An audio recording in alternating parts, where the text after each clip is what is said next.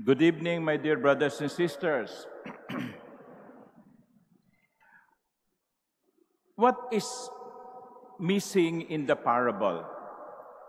Jesus told a parable about a rich man whose land produced a bountiful harvest. What is missing in the story? Or what did not come out from the mouth of the rich man? What did he forget?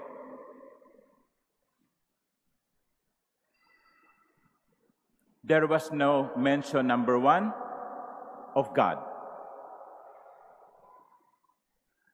There was no mention of God from the mouth of the rich man. He forgot to give thanks to the Lord.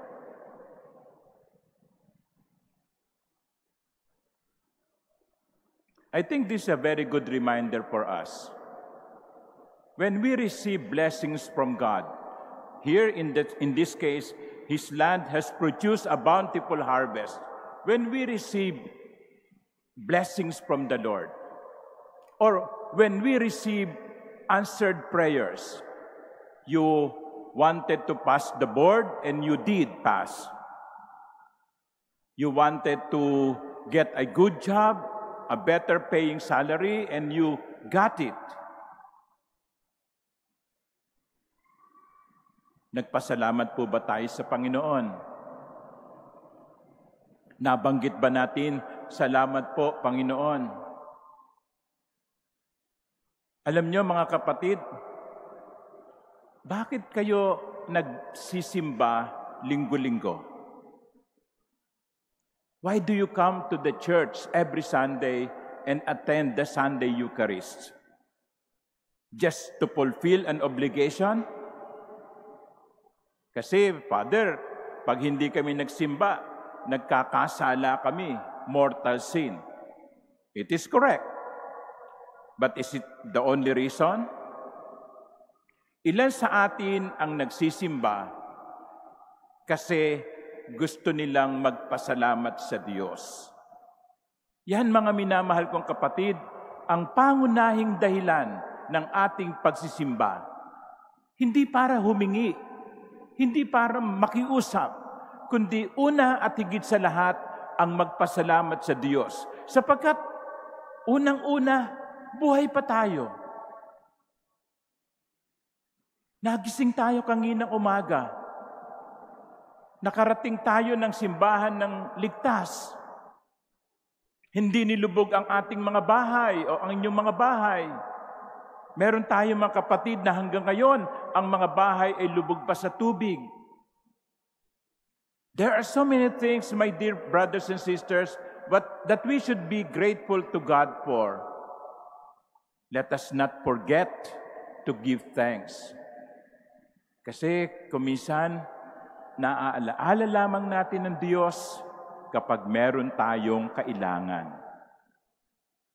Kaya yung mga nagpapabless sa akin, lahi kukuha ng board, kukuha ng bar, no? After the Mass, meron dyan, dala-dala pa yung mga envelope na plastic, laman ng ball pen,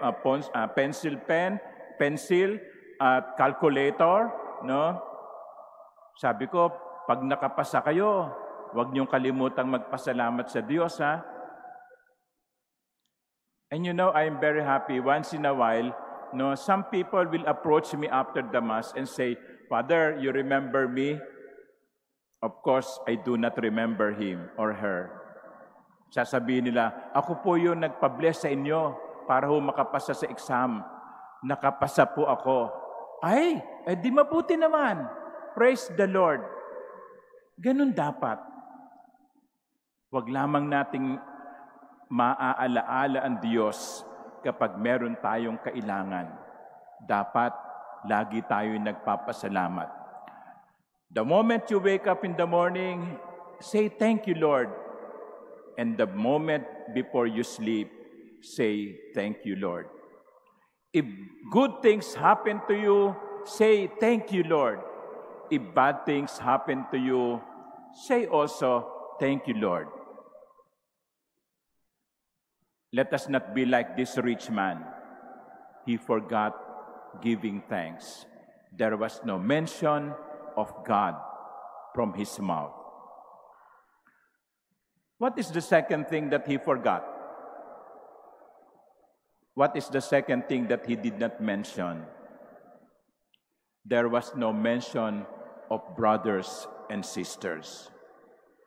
There was no mention of others. What did you notice? How many times did this man use the pronoun I? Let's count. What shall I do? For I do not have space to store my harvest. This is what I shall do. I shall tear down my barns and build larger ones. There I shall store all my grain and other goods, and I shall say to myself, now, as for you, you have so many good things stored up for many years. Rest, eat, drink, be merry. 6 times he used the pronoun I. Ako, anong gagawin ko? Puro sarili. Hindi lamang niya nakalimutan na magpasalamat sa Diyos, nakalimutan pa rin niyang magbahagi sa ibang tao. He did not say, I have been blessed so many. Sobra-sobra ito para sa akin. Ito ang gagawin ko. Tatawagin ko yung aking mga kapitbahay at sasabihin ko sa kanila, halika kayo, makibahagi kayo sa pagpapalang tinanggap ko. Sige, kumuha kayo ng mga trigo. Kumuha kayo ng mga ani. That should be when we are blessed. I read it somewhere.